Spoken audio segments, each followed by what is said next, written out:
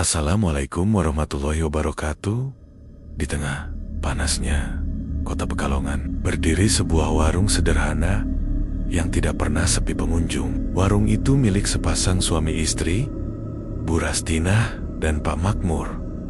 Bernama Garang Asem, Bu Rastina. Meski tampak biasa saja dari luar, warung ini selalu dipadati pembeli dari pagi hingga malam. Banyak yang rela antri panjang hanya untuk mencicipi kelezatan garang asemnya yang katanya ngangeni, bikin ketagihan dan tak pernah sama dengan warung manapun. Orang-orang bertanya-tanya, apa rahasia dari resep masakan itu? Bahkan warung lain tutup atau lesu, warung Bu Rastina tetap berjaya. Sejak pertama kali buka, hanya dalam waktu setahun, mereka sudah mempekerjakan 11 orang karyawan. Penghasilan mereka luar biasa, bahkan sanggup merenovasi rumah dan membeli mobil dalam waktu singkat. Tapi di balik semua kesuksesan itu, tersembunyi sesuatu yang tidak biasa, sesuatu yang perlahan mulai menunjukkan sisi gelapnya. Pak Makmur, suami Bu Rastina yang awalnya dikenal ramah dan rajin membantu di dapur, mulai jarang terlihat. Ia lebih sering mengurung diri di dalam kamar, tak pernah lagi menyapa pelanggan atau sekadar duduk santai di warung. Wajahnya pucat, tubuhnya kurus kering seperti tak makan berminggu-minggu, dan matanya tampak kosong seakan menatap kehampaan. Para tetangga menyangka dia terkena penyakit berat. Namun anehnya, setiap kali diperiksa dokter, hasilnya selalu normal. Gak ada penyakit, Bu. Tekanan darah, gula, kolesterol semua stabil. Tapi kenapa dia lemes begini ya? Ujar seorang dokter sambil menggelengkan kepala. Bu Rastina hanya tersenyum datar, lalu berkata, mungkin capek, Dok. Udah tua, badannya gampang masuk angin. Tapi karyawan di warung mulai curiga. Darto? Karyawan paling lama. Ia sering mendengar suara rintihan dan bisikan dari kamar Pak Makmur saat tengah malam. Kadang terdengar suara erangan lirih, diselingi isak tangis, dan teriakan, "Tolong aku, tolong aku." Suara itu begitu menyayat hati dan menyeramkan. Suatu malam, Darto yang sedang membersihkan dapur sendirian mencium bau amis yang sangat menyengat. Ia mengikuti aroma itu sampai ke pintu kamar belakang yang selalu terkunci. Dari celah pintu, ia melihat bayangan Bu Rastina berdiri membelakangi jendela sambil memegang mangkuk berisi cairan kehitaman. Tampak seperti darah. Ia mengucapkan sesuatu dalam bahasa yang tak dimengerti. Matanya tajam menatap lilin-lilin yang berjejer membentuk lingkaran. Darto membeku. Ia ingin lari, tapi tubuhnya tak bisa digerakkan. Baru ketika Bu Rastina menoleh dan hampir melihatnya, ia berhasil kabur keluar warung dengan napas tersengal. Keesokan paginya, tragedi dimulai. Pak Makmur ditemukan meninggal di ranjangnya. Tubuhnya kaku, matanya membelalak sangat lebar seperti menyaksikan sesuatu yang mengerikan. Mulutnya menganga, dan kedua tangannya mencengkeram erat spray tempat tidur, seakan menahan rasa sakit luar biasa. Saat jenazahnya dimandikan, seorang warga melihat leher Pak Makmur penuh lebam ungu melingkar, mirip bekas cekikan. Bukan kematian biasa, bisik seseorang. Isak tangis pun mengalir dari para karyawan dan warga sekitar. Tapi hanya Bu Rastina yang tak mengeluarkan air mata. Wajahnya tenang, bahkan saat semua orang menangis. Ia justru sibuk memasak garang asem di dapur, seolah tak terjadi apa-apa. Hari pemakaman Pak Makmur diliputi hawa ganjil. Angin bertiup kencang tiba-tiba. Langit mendung seketika, meski sebelumnya cerah. Seeker, burung gagak hitam besar, hinggap di atas pohon depan rumah. Tak bergeming, meski dilempari kerikil. Saat jenazah diturunkan ke liang lahat, terdengar suara raungan panjang seperti lolongan anjing. Padahal tak ada anjing sama sekali di sekitar. Sejak hari itu, warung tetap buka, pelanggan tetap ramai. Tapi malam hari, ada suara langkah kaki dari dalam rumah. Meski semua sudah tidur, sesekali terdengar suara seseorang turbitek bituk dari kamar Pak Makmur yang kini kosong. Dan di pojok ruangan, tempat Pak Makmur biasa duduk makan, bayangan hitam sering terlihat diam memandangi dapur. Sejak meninggalnya Pak Makmur, suasana di warung Garang Asem itu berubah. Meski warung tetap ramai pengunjung di siang hari, malamnya berubah mencekam. Tak sedikit dari 11 karyawan Bu Rastinah yang mulai merasa tidak nyaman bekerja di sana. Mereka sering mendengar suara-suara aneh dan mengalami kejadian yang sulit dijelaskan oleh logika.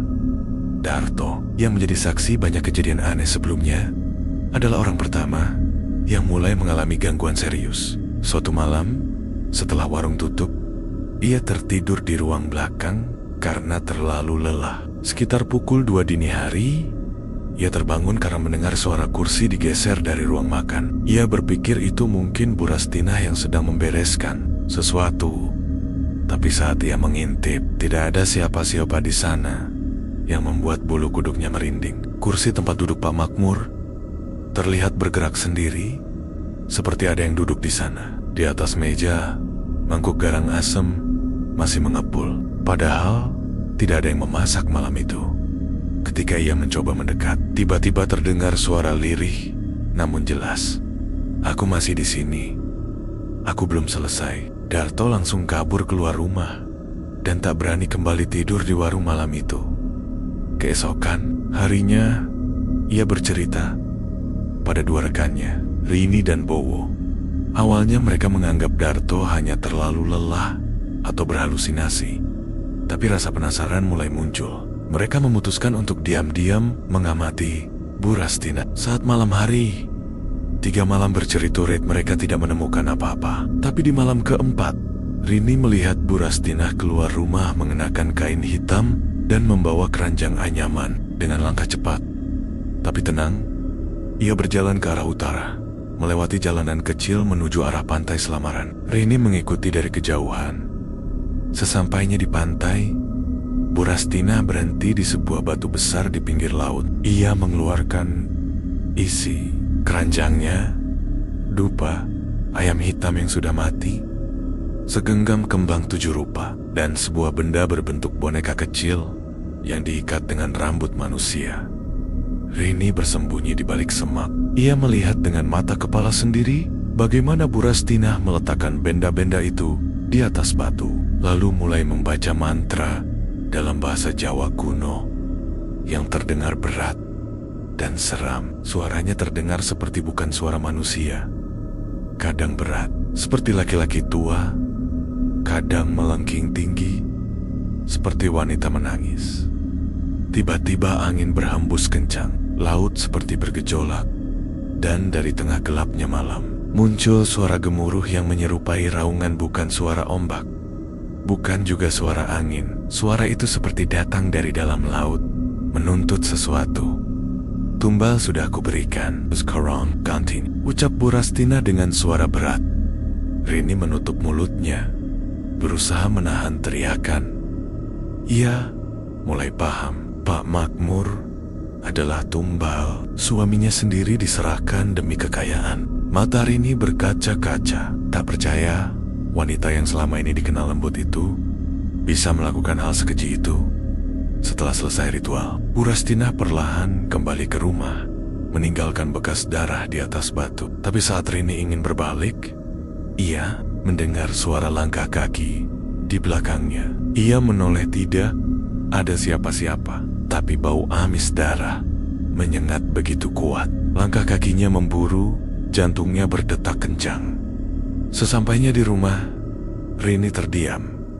Ia tidak bisa tidur. Malam itu, ia bermimpi aneh. Dalam mimpinya, Pak Makmur datang dengan tubuh yang penuh luka lebam. Ia duduk di kursi warung, menatapnya dengan mata kosong lalu berkata, "Tolong, selamatkan mereka sebelum terlambat." Esoknya, Rini demam tinggi dan tak sadarkan diri. Dokter memeriksa, namun tidak menemukan penyebab pasti. Tubuhnya seperti kehabisan energi. Darto dan Bowo semakin yakin bahwa ada sesuatu yang sangat salah terjadi.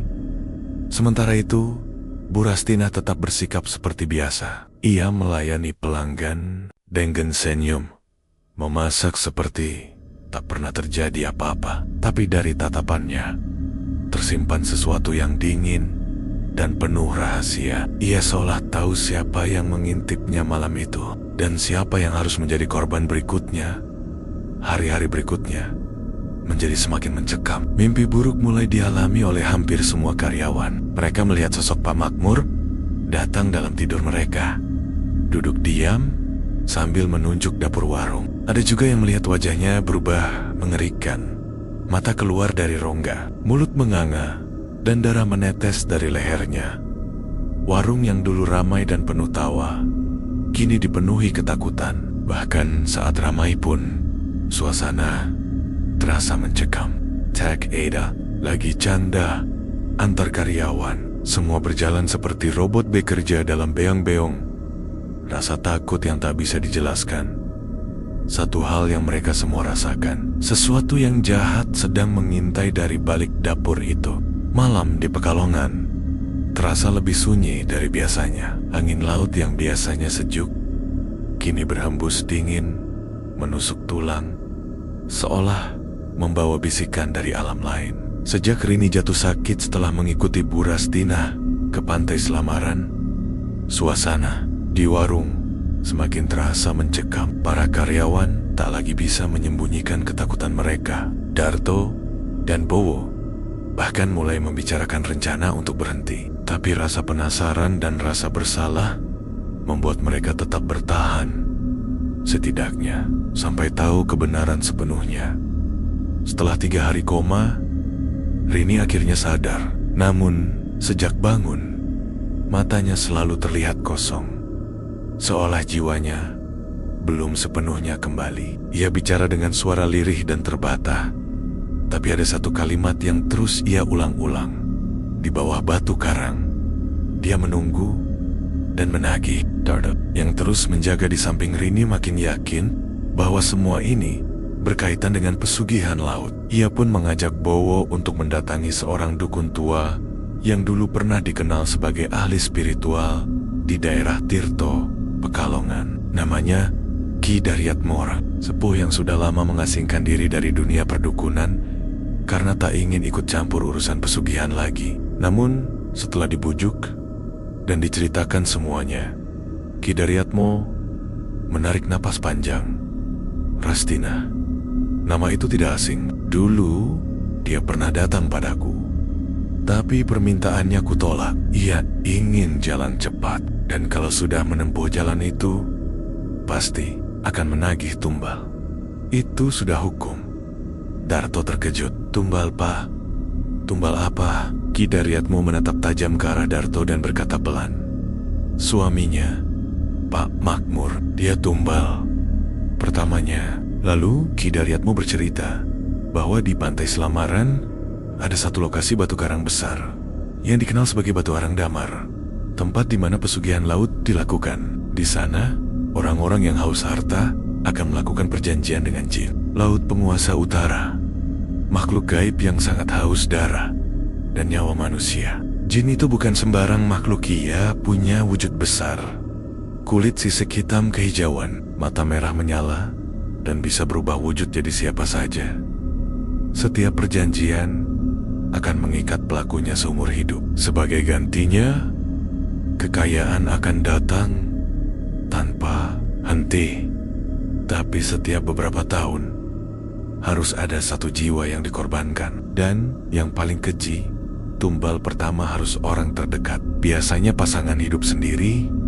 Kalau dia masih terus melanjutkan perjanjian itu, lanjut Ki Daryatmo, tumbal berikutnya pasti dipilih dari orang yang dekat juga. Bisa saja kalian, Darto dan Bowo, membeku. Keringat dingin mengucur deras di tubuh mereka. Tiba-tiba semua masuk akal kenapa Rini yang tahu rahasia itu langsung jatuh sakit, dan kenapa mereka merasa terus diawasi.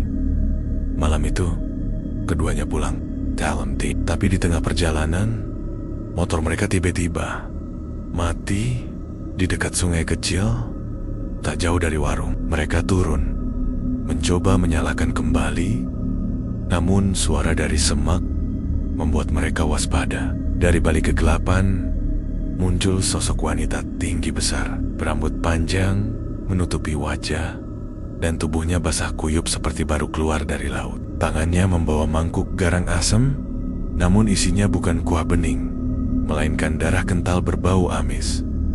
Sosok itu perlahan mendekat. Tubuh Darto gemetar, tapi sebelum makhluk itu sampai ke mereka, sosok itu menghilang begitu saja, meninggalkan aroma amis menyengat dan tanah basah yang becek.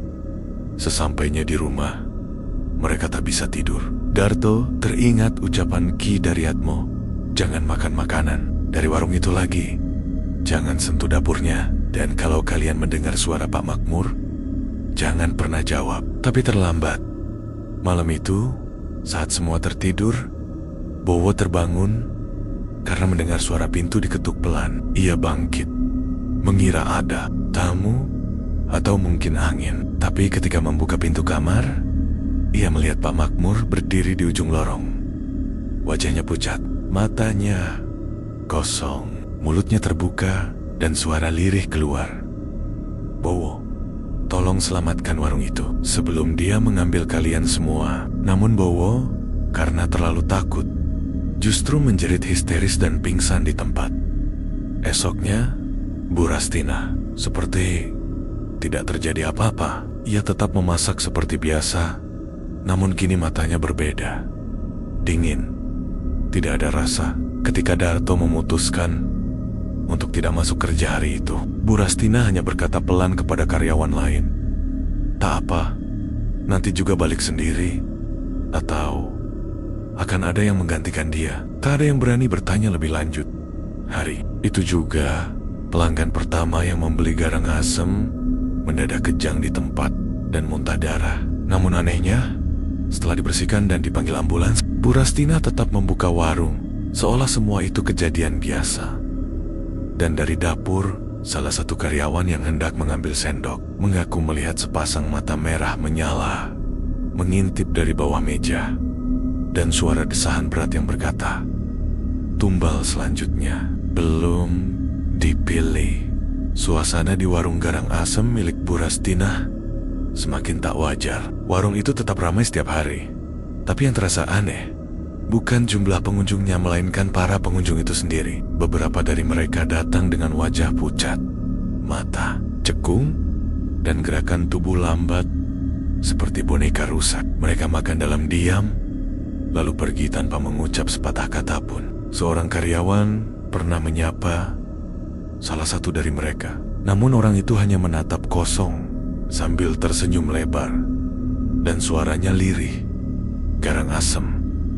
Rasanya seperti darah manusia. Hari itu, semua karyawan bergidik. Bahkan Darto yang biasanya berani pun mulai merasa jiwanya terkuras. Ia tak bisa tidur. Setiap malam, suara bisikan di telinga kanan terus memanggil namanya, berulang-ulang. Darto, Darto, giliranmu akan tiba. Setelah kejadian, Bowo melihat penampakan Pak Makmur. Kondisi warung semakin memburuk. Rini kembali dirawat karena kerasukan. Tubuhnya gemetar hebat, matanya terbalik ke atas, dan suara yang keluar dari mulutnya bukan suara perempuan, melainkan suara pria berat dan sangat marah. Darahku belum cukup, dia bohong, dia curang. Kata-kata itu terus diulang-ulang hingga Rini pingsan dan tubuhnya lemas seperti habis disedot energi hidupnya.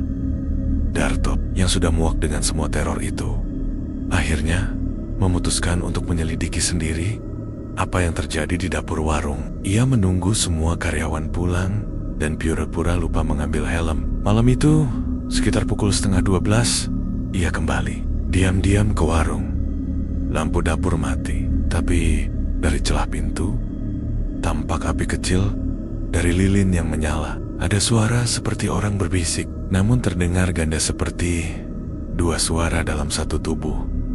Suara Bu Rastina dan satu suara lagi yang terdengar seperti suara dari dasar lautan. Dengan hati-hati, Darto mengintip. Bu Rastina berdiri di tengah lingkaran sesajen. Di hadapannya, ada baskom besar berisi darah yang masih hangat. Di sampingnya, tergolek bangkai ayam hitam yang belum lama disembelih. Dan sehelai foto-foto Rini, karyawan yang sedang kerasukan.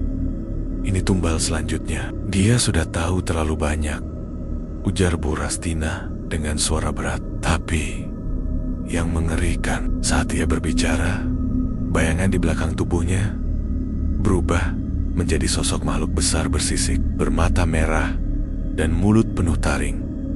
Darto hampir terjatuh karena syok, tapi suara di dalam dapur berhenti. "Siapa di sana?" teriak Bu Rastina, namun suaranya tidak seperti manusia. Darto lari secepat mungkin keluar dari warung, tapi saat di jalan, ia terpalset, dan dari balik semak muncul sosok Pak Makmur. Tubuhnya membusuk, matanya melotot, dan lidah menjulur panjang, seakan ingin menghalangi pelariannya. "Jangan selamatkan dia, aku sudah jadi tumbal. Biarkan yang lain ikut," jerit makhluk itu. Darto menjerit, terhuyung, lalu pingsan di jalan. Ia ditemukan warga pagi harinya dalam keadaan tubuh menggigil dan mata melotot seperti melihat kematian. Ia dirawat di rumahnya, tapi tak bisa bicara sepatah kata pun. Ia hanya bisa menunjuk ke arah warung jika ada yang bertanya. Sementara itu, Rini hilang dari rumah sakit. Malam setelah kejadian kerasukan, tubuhnya menghilang dari ruang rawat. Suster dan petugas jaga tidak melihat siapapun keluar dari ruangannya. Namun, kamera CCTV menangkap sesosok wanita berpakaian hitam berjalan menyeret tubuh Rini keluar melalui pintu belakang. Dan sosok itu punya bayangan besar, seperti ikan raksasa di belakangnya. Keesokan harinya, warung tetap buka seperti biasa. Tapi yang membuat semua orang bergidik adalah satu hal kecil di meja kasir. Foto Rini di bingkai hitam, seperti foto orang meninggal. Tak ada penjelasan, tak ada pemberitahuan dari Bu Rastina. Ketika ditanya salah satu karyawan, "Bu, Rini, kemana?" Bu Rastina hanya menjawab datar sambil tersenyum, "Sudah pulang." Ke tempat asalnya, semua terdiam. Tak ada yang berani bertanya lebih jauh. Tapi sejak hari itu, setiap malam, ada suara tangisan lirih dari dapur, dan wangi anyir darah bercampur aroma garang asem memenuhi udara. Bahkan pelanggan setia mulai mengeluhkan rasa kuah yang berubah terasa lebih berani dan bernyawa. Dan di langit-langit, dapur sikik-sikak mati menempel, seperti dikeringkan. Matanya terbuka, seolah menyaksikan semua kebusukan yang terjadi di dalam warung itu. Malam mulai larut di Pekalongan, dan bulan purnama menggantung tepat di atas langit pantai Selamaran, menyinari ombak yang memecah batu karang. Disinilah semua awal mula cerita tragis itu terjadi. Disinilah Bu Rastina menyerahkan seluruh hidupnya pada makhluk yang bukan berasal dari dunia manusia. 5 tahun sebelum warungnya ramai seperti sekarang, kehidupan Bu Rastina dan Pak Makmur sebenarnya biasa-biasa saja. Warung kecil mereka di pojokan pasar sepi pelanggan. Setiap hari, mereka hanya mampu menjual beberapa porsi garang asem. Pendapatan pas-pasan, utang menumpuk, dan anak sematawayang mereka meninggal karena demam berdarah, membuat beban hidup semakin berat. Pak Makmur sempat berniat menutup warung dan bekerja serabutan.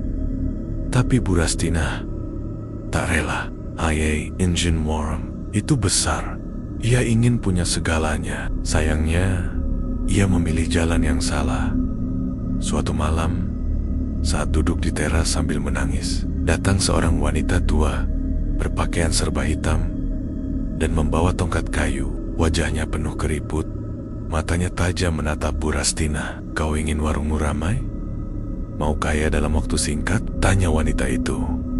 Awalnya Bu Rastina mengira wanita itu orang gila, tapi setelah dia menyebut nama anaknya yang sudah meninggal dan mengungkap rahasia yang tak pernah diceritakan ke siapapun, hatinya mulai goyah. Datanglah ke Batu Arang Damar saat bulan purnama, bawa sesajen, ayam cemani, rambutmu sendiri, dan air dari tempayan warungmu. Di sana, dia akan datang padamu. Tak lama setelah itu, rasa penasaran Bu Rastina berubah menjadi obsesi. Ia mengikuti semua petunjuk. Malam itu juga, saat bulan penuh menggantung terang, ia berjalan seorang diri ke pantai utara Selamaran.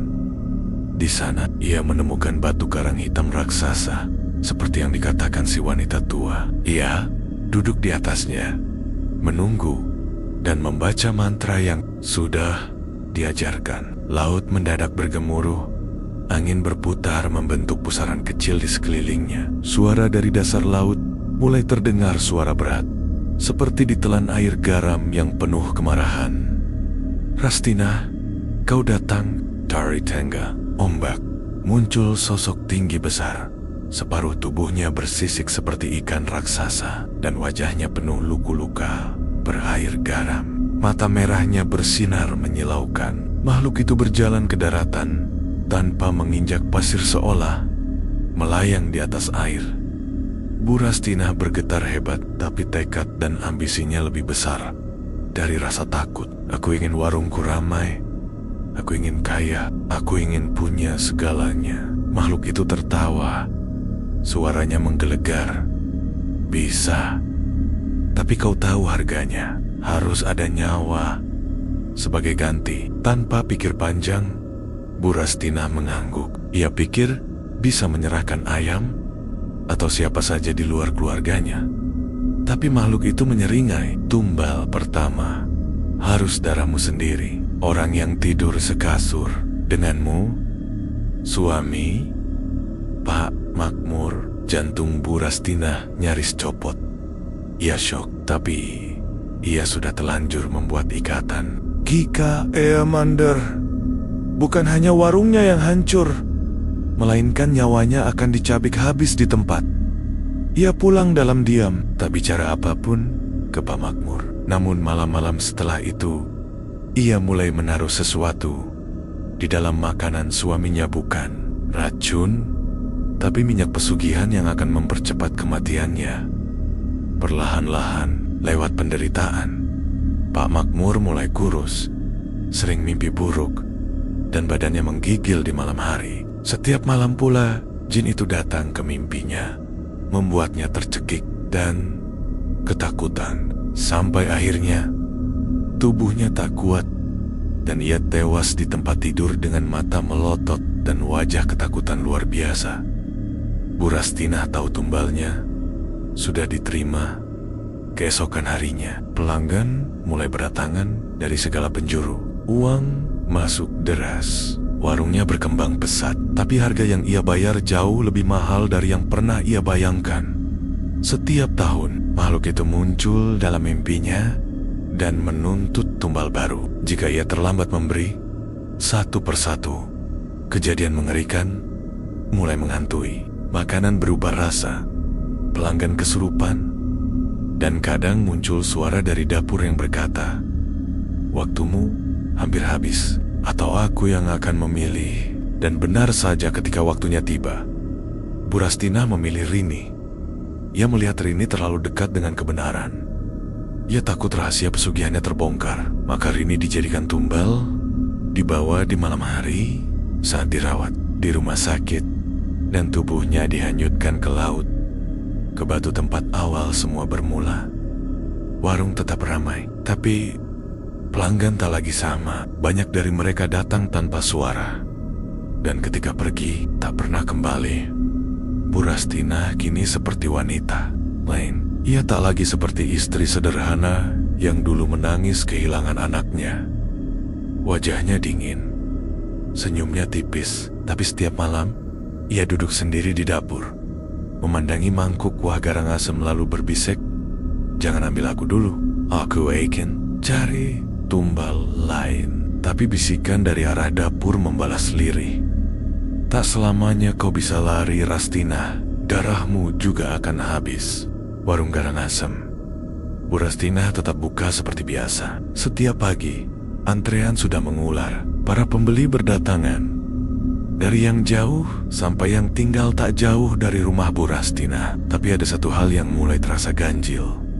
Pelanggan yang datang seringkali tidak pernah terlihat kembali. Warga mulai mencurigai bahwa warung tersebut menyimpan rahasia besar, bukan hanya soal bumbu masakan, tapi sesuatu yang lebih menyeramkan, lebih mengerikan.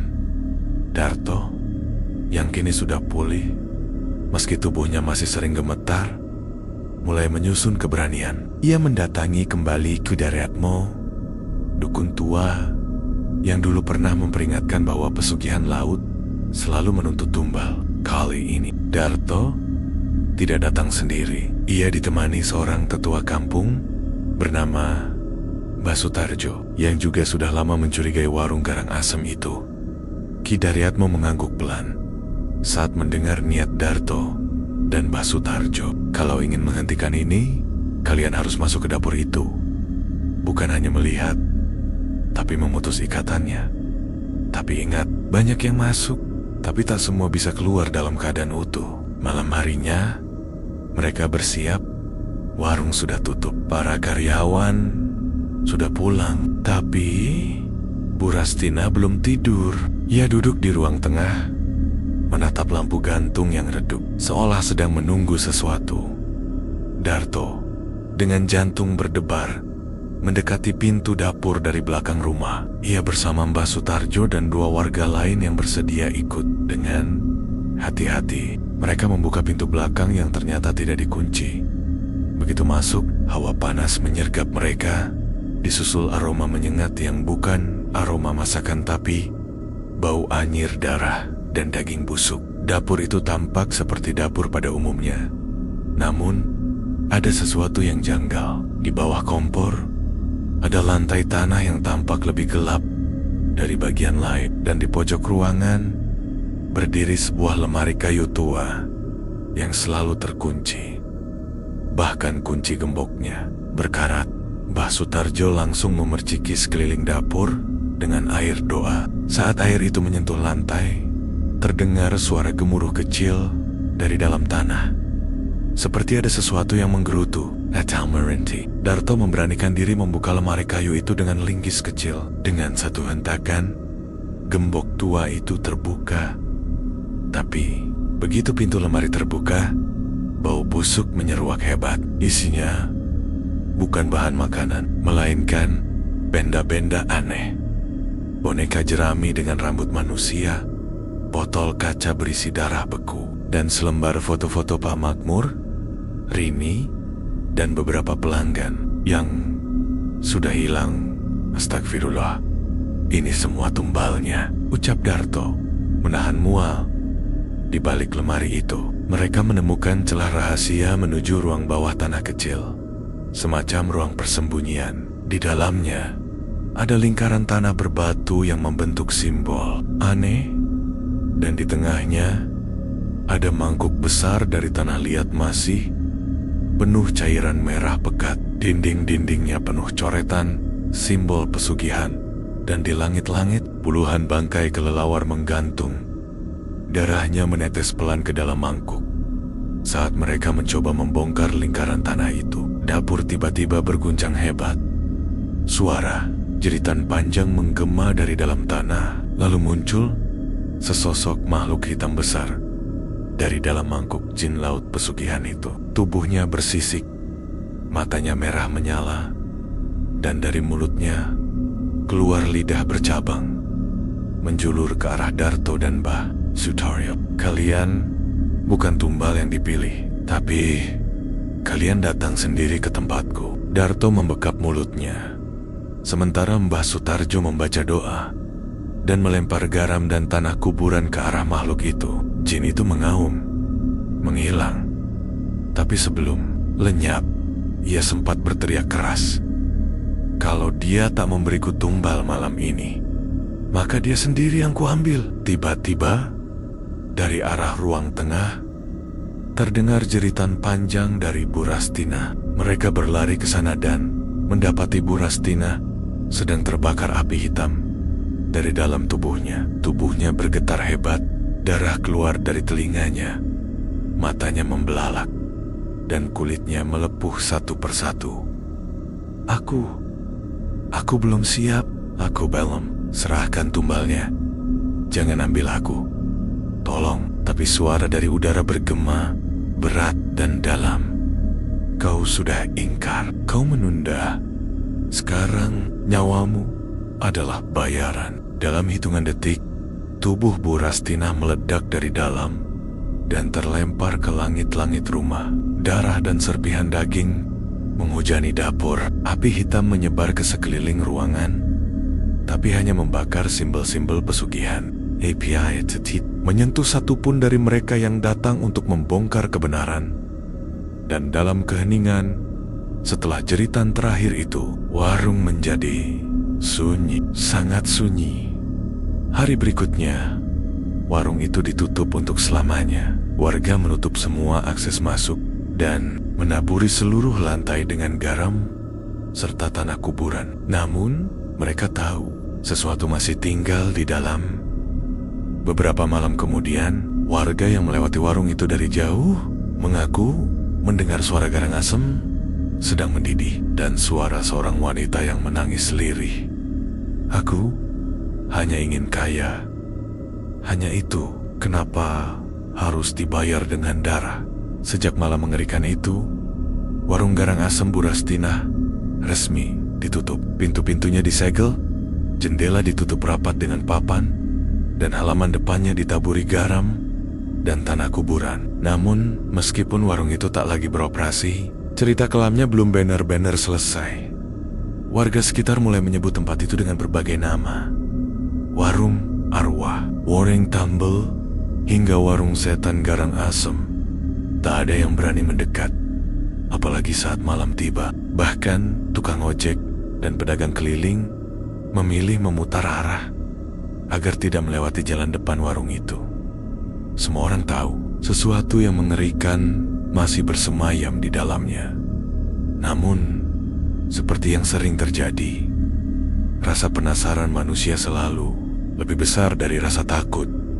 Beberapa minggu setelah kejadian kematian tragis Bu Rastina, datanglah 3 pemuda luar kota yang dikenal suka membuat konten horor untuk media sosial. Mereka mendengar kabar tentang warung terkutuk di Pekalongan dan menganggapnya hanya cerita rakyat yang dilebih-lebihkan. Dengan kamera, senter, dan semangat nekat, mereka mencoba menyusup ke dalam warung pada malam Jumat Kliwon pukul 1 dini hari.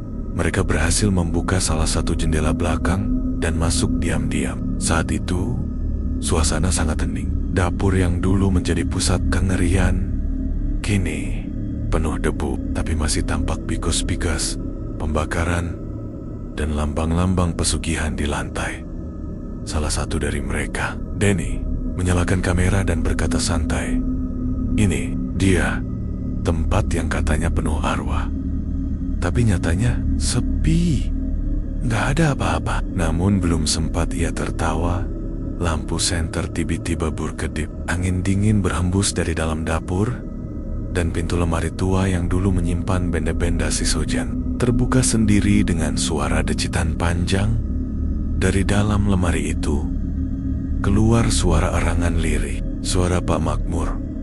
Kenapa aku dikorbankan?" Kamera langsung jatuh ke lantai, dan salah satu dari mereka berteriak. Tapi jeritan itu tak berlangsung lama. Kamera yang masih menyala merekam dengan jelas bagaimana sosok Bu Rastina muncul dari balik bayangan.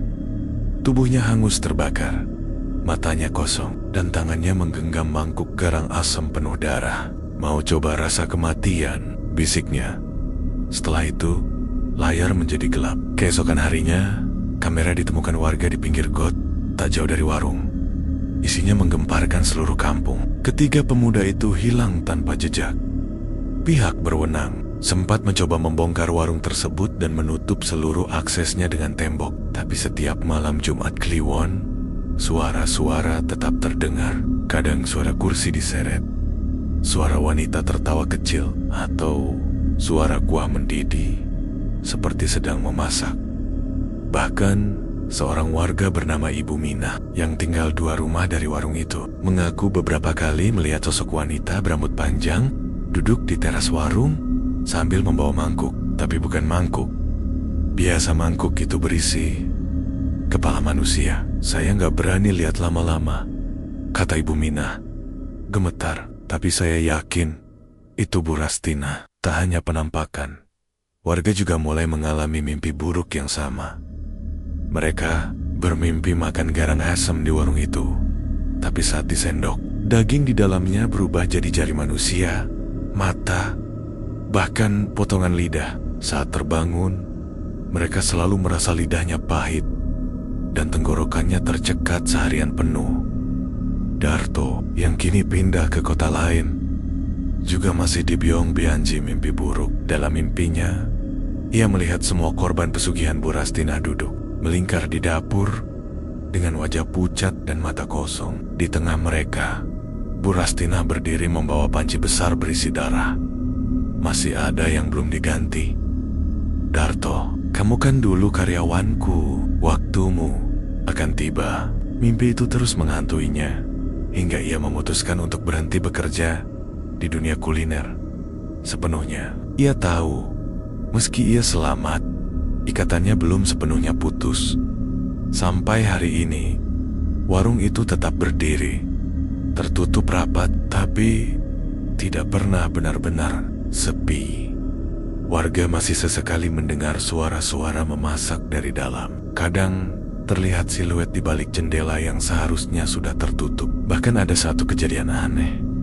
Seorang pengemis tua yang tidur di dekat warung itu ditemukan meninggal. Keesokan paginya, dengan mata melotot dan lidah terjulur persis seperti wajah Pak Makmur saat meninggal dulu. Tak ada yang bisa menjelaskan apa yang benar-benar terjadi di sana. Tapi satu hal yang diyakini oleh semua warga, warung itu bukan tempat makan lagi. Itu adalah dapur kematian. Tempat darah lebih banyak ditumpahkan daripada air kuah. Dan siapapun yang mencoba mengungkitnya akan ikut menjadi bagian dari menunya. 3 bulan telah berlalu sejak tragedi terakhir di warung garang asem Bu Rastina. Warga mengira segalanya sudah tenang, bahwa kutukan telah berhenti bersama kematian Bu Rastina. Tapi mereka salah besar. Seorang pria parubaya bernama Kang Surip, pendatang baru dari luar kota, datang ke Pekalongan dan membeli bangunan bekas warung tersebut dengan harga sangat murah. Ia tak tahu menahu sejarah kelam yang menyelimuti tempat itu. Yang ia lihat hanyalah bangunan tua yang strategis dan bekas warung laris manis. Ia ingin mengubahnya menjadi tempat makan baru. Garang asem Kang Surip, rasa warisan. Warga sekitar sempat memperingatkannya, "Mas, mending jangan. Itu tempat, bukan tempat biasa." Banyak yang sudah, namun Kang Surip hanya tertawa. "Takut sama hantu? Dulu saya tidur di kuburan waktu bangkrut, Mas. Nggak ada yang lebih serem dari hidup miskin." Dengan panik semangat, ia merenovasi sedikit bagian luar warung. Tapi ia tidak menyentuh bagian dapur karena mengaku masih bisa digunakan. Bahkan lemari tua dan kompor batu yang dulu digunakan Bu Rastina masih ia pertahankan. Katanya biar ada aura tradisional. Tanggal 13, malam Jumat Kliwon, Kang Surip resmi membuka warungnya. Hari pertama dibuka, warung langsung ramai. Anehnya, bukan warga lokal yang datang, melainkan orang-orang yang tak dikenal. Wajah mereka pucat, mata sayu, dan gerak-geriknya lamban. Mereka duduk tanpa suara, makan dengan pelan, dan pergi satu persatu tanpa membayar. Kang Surip tak mempermasalahkan, karena malam itu kotak uangnya penuh padahal tak satu pun pelanggan. Ia lihat membayar. Keesokan harinya, ia semakin semangat. Ia bahkan mulai memasarkan lewat media sosial. Namun, malam itu terjadi sesuatu yang mengubah segalanya. Saat ia tengah membersihkan dapur, kompor batu tua itu menyala sendiri. Api berwarna biru terang menyala tanpa minyak, dan dari dalam panci yang tergantung menguar aroma kuah garang asem, tapi lebih amis, seperti bau darah segar. Tak lama, terdengar suara bisikan dari lemari tua di pojok dapur. "Tumbal, tumbal, kamu belum beri tumbal." Kang Surip ketakutan. Ia mencari sumber suara, tapi tidak menemukan siapapun, pikirnya. itu hanya halusinasi karena kelelahan. Tapi malam itu, ia bermimpi buruk. Bu Rastina datang. Tubuhnya hangus, membawa mangkuk penuh darah dan tulang belulang kecil. Ini tempatku. Kamu bukan siapa-siapa. Kalau ingin tetap kaya, berikan aku darahmu atau orang terdekatmu. Saat bangun, Kang Surip mendapati tangan kirinya berdarah, seperti digores benda tajam. Tapi ia tak merasa sakit. Aneh, panci besar di dapur penuh kuah garang asem yang mendidih. Padahal ia yakin tidak memasak malam itu. Hari-hari berikutnya, kejadian aneh semakin sering. Pelanggan mulai kesurupan saat makan. Ada yang mendadak menangis darah. Ada yang menyumpahi warung sebelum pingsan. Dan ada pula yang mengaku melihat sosok wanita hitam duduk di atas etalase sambil menjulurkan lidah panjang ke arah makanan. Namun, meski kejadian itu menyeramkan, uang terus mengalir deras. Setiap malam, kotak uang penuh. Setiap hari, warungnya viral di media sosial. Tapi setiap malam juga, suara-suara bisikan makin kencang dan mimpi buruk makin menghantui. Kang Surip mulai berubah. Ia jarang keluar rumah, jurang bicara matanya, sebab tubuhnya mengurus. Dan ia sering bicara sendiri. Ia bahkan tak lagi mempekerjakan karyawan. Semua ia kerjakan sendiri, seolah tak percaya siapapun. Lalu, tragedi terbesar terjadi. Seorang bocah kecil, anak dari warga sekitar, bermain dekat warung dan tak sengaja masuk ke dalam saat pintu dapur terbuka. Bocah itu hilang. Dicari berhari-hari, tak ditemukan jejaknya. 3 hari kemudian, warga mencium bau busuk dari belakang warung. Setelah dicek, mereka menemukan kantong plastik berisi potongan kecil tubuh manusia, dicampur tulang ayam dan sayuran sisa garang asem. Salah satu potongan kecil itu jemari kecil masih memakai cincin mainan warna biru milik bocah yang hilang. Kabar itu menyebar. Warga marah besar. Mereka mengepung warung. Tapi Kang Surip tidak ditemukan. Polisi dipanggil, rumah warung digerebek, tapi semua ruangan kosong. Namun di dapur, mereka menemukan sepucuk surat penuh darah, ditulis dengan tangan yang bergetar. Aku tidak sanggup lagi. Dia mengambil tubuhku. Aku bukan lagi manusia. Jika kau membaca ini, jangan pernah sentuh dapur ini lagi. Jangan pernah buka warung ini lagi. Aku sudah jadi miliknya. Kang Surip. Tak jauh dari surat itu, ada mangkuk besar berisi darah dan jantung manusia yang masih berdenyut. Polisi yang mengangkatnya muntah di tempat. Warung itu ditutup untuk kedua kalinya. Tapi kini tidak ada yang berani mendekat. Bahkan untuk sekadar melihat, warga membuat pagar dari besi, menggantung kain kafan di depan pintu, dan setiap malam Jumat Kliwon, mereka menggelar doa bersama, berharap arwah-arwah yang terperangkap di sana bisa tenang. Namun tetap, kadang terdengar suara seseorang sedang memasak. Bau kuah garang asem menyebar ke jalan, dan bayangan perempuan duduk mengaduk panci sambil bersenandung. Garang asem, darahmu, rasa paling nikmat. Warung garang asem yang kini dikenal sebagai warung tumbal Bu Rastina telah berubah menjadi tempat terlarang. Setelah kejadian hilangnya bocah dan menghilangnya Kang Surip, tempat itu dipagari besi dan dijaga warga siang malam. Namun larangan itu justru membuat rasa penasaran orang-orang luar semakin besar. Beredarlah kabar di dunia gelap pesugihan bahwa di warung itu tersimpan jin laut kuat yang bisa memberikan kekayaan berlipat. Orang-orang yang sudah putus asa yang rela menukar nurani demi harta datang diam-diam ke warung tua itu. Mereka tidak peduli sejarah mengerikannya. Mereka hanya melihat satu hal. Tempat itu bisa memberi uang asal berani bayar dengan darah. Mereka datang dengan berbagai cara. Ada yang menyelinap saat malam. Ada yang menyamar sebagai penjual keliling. Bahkan ada yang pura-pura jadi pembersih makam agar bisa masuk dari belakang. Di malam Jumat Kliwon, warung itu kembali ramai, bukan oleh pelanggan biasa, tapi oleh para pencari kekayaan instan yang melakukan ritual gelap di dapur yang sudah berlumur kutukan.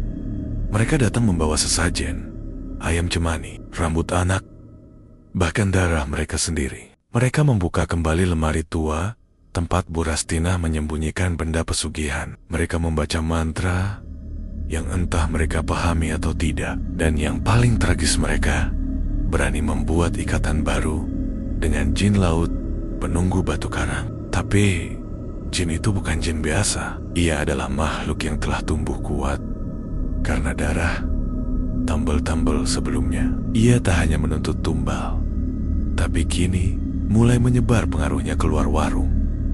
Seorang lelaki bernama Raga, asal Semarang, adalah salah satu dari mereka. Ia datang ke warung itu dengan tujuan menjadi kaya agar bisa membalas dendam pada keluarganya yang meninggalkannya saat bangkrut. Ia membawa darah dari kucing hitam dan potret ibunya sendiri sebagai tumbal. Ia melakukan ritual di dapur, meminum kuah dari panci tua warung Bu Rastina, dan bersumpah akan melayani jin laut sepenuh hidupnya. 3 hari setelah itu, bisnis online miliknya mendadak meledak. Uang mengalir deras. Tapi 2 minggu kemudian, ibunya ditemukan meninggal mendadak di dalam rumah dengan tubuh terkoyak seperti digigit ikan raksasa. Meskipun rumahnya di tengah kota, Raga gila. Ia tak bisa tidur. Setiap malam ia bermimpi wajah Bu Rastina memanggilnya dari dalam panci dan suaranya berkata, "Kau sudah berani membuka pintuku. Sekarang semua akan kubuka." Dan benar saja, kutukan itu mulai menyebar. Tak hanya di Pekalongan, di Brebes, di Pemalang, bahkan hingga Tegal. Mulai terdengar kasus-kasus aneh. Orang mendadak mati dengan mata melotot dan tubuh membiru seperti tenggelam. Masakan garang asem di warung-warung tertentu terasa amis seperti darah. Seorang ibu rumah tangga ditemukan memasak daging anaknya sendiri tanpa sadar. Media tidak bisa menjelaskan. Para ustadz mulai curiga. Mereka menyimpulkan bahwa jin laut dari pesugihan warung Bu Rastina telah dilepaskan dan membagi kekuatannya ke penjuru tempat melalui orang-orang serakah. Warga Pekalongan pun panik. Mereka menggelar pengajian akbar di depan warung tua itu. Tapi malam setelah pengajian, 9 orang dari jamaah meninggal dalam tidur dengan wajah pucat dan mulut berbusa. Tak ada yang bisa menghentikan.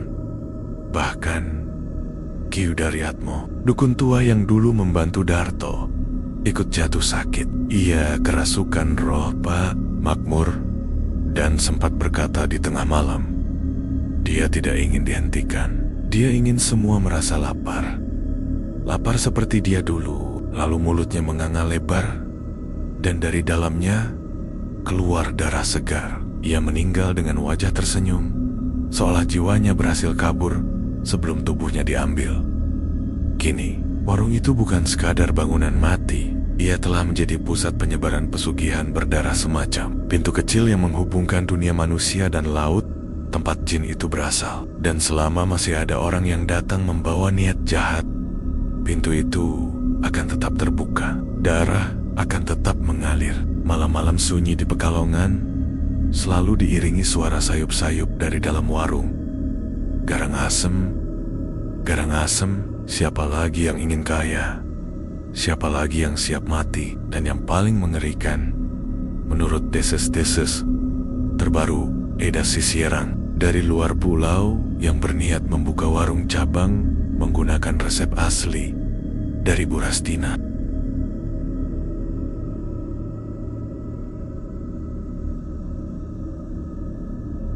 Beberapa bulan setelah kutukan warung Bu Rastina menyebar, kabar mengerikan mulai menyusup ke berbagai penjuru negeri. Banyak tempat makan kecil yang mendadak viral karena rasa garang asemnya terlalu nikmat untuk dijelaskan. Tapi di balik itu, satu persatu kejadian aneh bermunculan. Karyawan kerasukan, pelanggan mati mendadak, dan aroma daging busuk di tengah malam. Semua jejaknya mengarah ke satu resep yang sama, resep garang asem milik Bu Rastina. Salah satu kasus paling tragis terjadi di Surabaya. Ketika seorang pengusaha muda bernama Dian membuka cabang warung garang asam laut selatan dengan niat meniru kesuksesan warung terkutuk di Pekalongan. Ia membeli sisa-sisa barang dari warung Bu Rastinah lewat jalur gelap. Sebuah panci besar, selembar sobekan resep tua bertulisan tangan, dan sepotong tulang yang katanya milik Pak Makmur.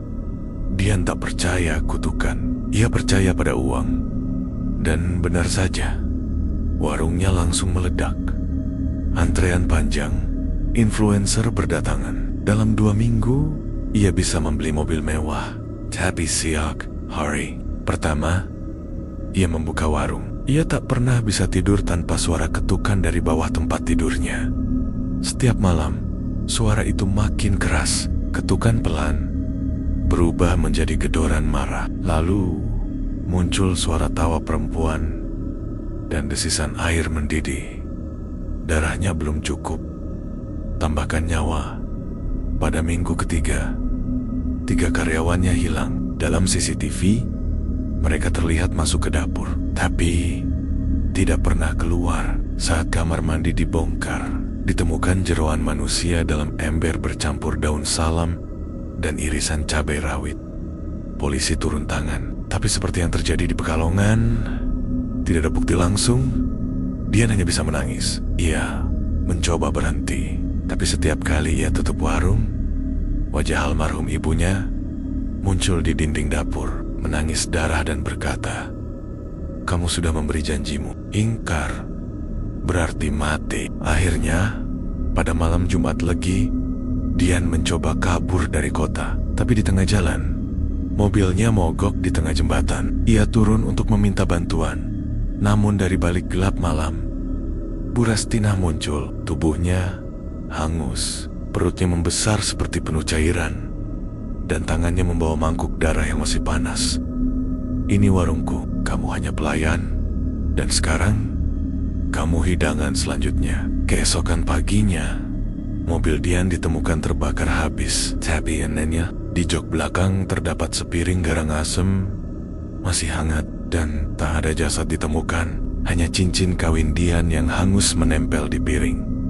Warga Pekalongan yang dulu menutup rapat warung asli Bu Rastinah akhirnya berkumpul. Mereka tahu kutukan ini tak bisa dihentikan dengan doa biasa. Maka dipanggillah Ustadz, seorang ulama dan paranormal yang dikenal menangani perkara ilmu hitam paling berat di Jawa Tengah.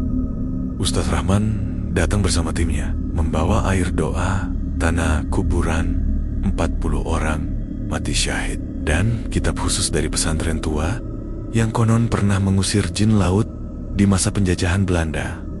Malam itu, mereka masuk ke warung. Dapur sudah ditumbuhi lumut hitam, bau, emes, panci besar masih tergantung, dan isinya bukan kuah, tapi darah hitam pekat yang mendidih. Ustadz Rahman mulai membaca ayat-ayat suci. Suara jin laut terdengar menggeram dari bawah lantai. Mereka semua datang dengan kemauan sendiri. Aku hanya menepati janji. Mereka serakah, mereka ingin kaya. Aku hanya menyajikan. Tiba-tiba, lantai dapur retak. Dari dalamnya muncul tenggen-tenggen tambal tangan Pak Makmur, Rini, Kang Surip, bahkan tangan kecil bocah yang dulu hilang. Mereka meraih ke udara, meronta, seolah minta diselamatkan dari perut bumi yang mengunyah mereka tanpa ampun. Salah satu tangan berhasil menarik kaki Ustadz Rahman. Ia hampir terseret, tapi di detik terakhir, ia menaburkan tanah suci dan membakar sobekan resep Bu Rastinah. Saat api menyambar kertas itu, warung bergetar hebat. Dari balik panci, Bu Rastinah muncul. Untuk terakhir kalinya, wajahnya penuh luka, namun mata dan senyumnya lebar. Kalian pikir ini akhir? Orang-orang masih lapar, orang-orang akan tetap datang. Masih banyak yang rela tukar jiwa demi uang. Aku akan hidup selama kerakusan masih ada. Menyiram panci dengan air doa. Teriakan keras menggema dari dalam tanah. Suara tangisan, jeritan, dan suara laut bergemuruh berganti-ganti. Panci pecah, meledak. Lemari, terbakar. Simbol pesugihan lenyap terbakar api putih yang keluar dari langit-langit rumah. Dan akhirnya, warung itu roboh sendiri ke dalam tanah. Tak ada yang tersisa, hanya tanah gosong dan aroma anyir yang masih tercium hingga hari ini. Penutup warung Bu Rastina telah hancur, tapi kisahnya tidak akan pernah hilang. Kini, orang-orang bercerita dengan suara lirih. Kalau kau menemukan warung garang asem yang rasanya terlalu nikmat, jangan tanyakan resepnya, jangan lihat siapa yang masak, jangan tanya siapa pemiliknya, karena bisa saja daging di dalamnya bukan dari pasar, tapi dari manusia yang mengingkari janji. Dan Bu Rastina, ia tidak mati, ia hanya berpindah tempat